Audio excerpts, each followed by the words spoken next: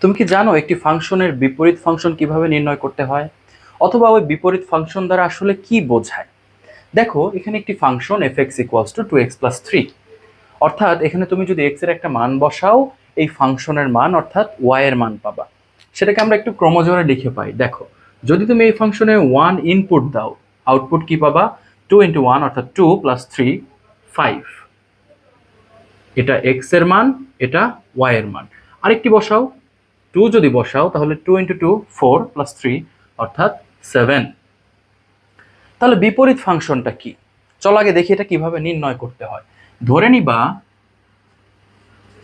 ধরি f(x = y), অর্থাৎ তুমি যদি x এর মান পেতে চাও সেটা হবে y এর উপর ফাংশন। কেমন ফাংশন? বিপরীত ফাংশন।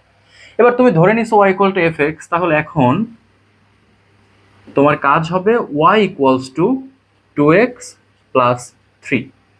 এখান থেকে এই সমীকরণ বা এই সম্পর্ক থেকে তোমার উদ্দেশ্য থাকবে x কে বাম সাইডে রাখা, বাকি সবকিছু ডান সাইডে দিয়ে দেওয়া। তাহলে দেখো 2x = y - 3 এবং x = y - 3 / 2। তুমি x এর বদলে কিন্তু লিখতে পারো f ইনভার্স y,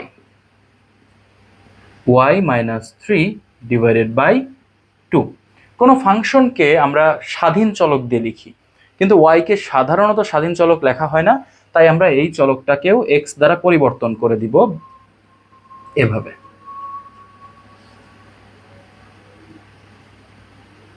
এই হলো তোমার মূল ফাংশনের বিপরীত ফাংশন।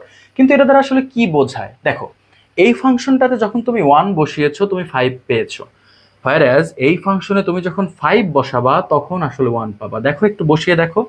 5, x এর মান যদি 5 বসাও -3 / 2, দেখো এটার মান 1। আবার যদি তুমি এখানে 7 বসাও, 7, তাহলে দেখো 7 - 3 / 2, এটার মান কিন্তু 4 / 2 অর্থাৎ 2। তুমি কিন্তু এখন y এর মান এখানে বসানোর ফলে x এর মান পাচ্ছ। বিপরীত ফাংশন যদিও এটা, কিন্তু তোমার বোঝার সুবিধার্থে তুমি এটাকেই বিপরীত ফাংশন ধরবা। লেখার সময় এটা লিখতে হবে, কারণ এখানেই আসলে তুমি y এর মান y এর বসিয়ে x এর মানটা পাচ্ছ।